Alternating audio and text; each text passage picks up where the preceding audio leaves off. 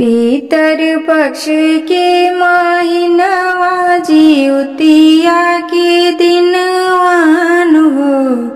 सासु हम करबो जिउतिया बरतिया जिउत बन्हन बाबा के पूजब हो। सासु हम करबो जिउतिया बरतिया जिउत वाहन बाबा के पूजब हो।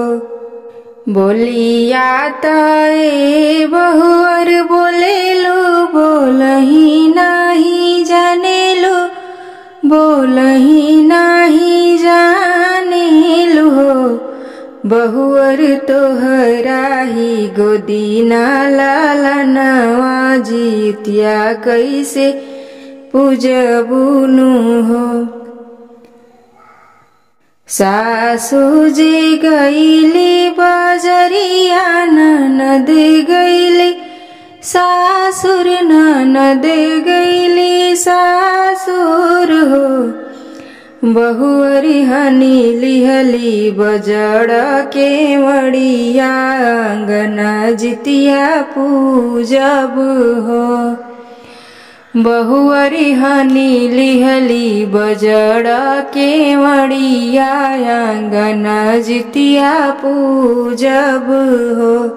सासु जी आई गई बजरिया से ननदी जे सासुर से ननदी जे सासुर से हो।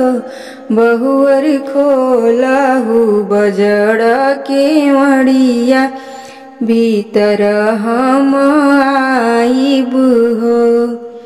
कुसवा जे होई गई नरवा तकेला फल खेड़िया तकेला फल खेड़ियान हो। सखिया कल साजे होई गई ललना सत भुइया खेलहु हो।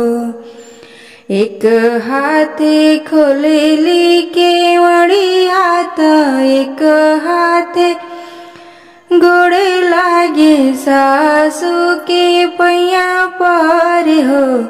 सासु जिउत वाहन बाबा दिहानी बालक बात हमहू जितिया पूजब हो।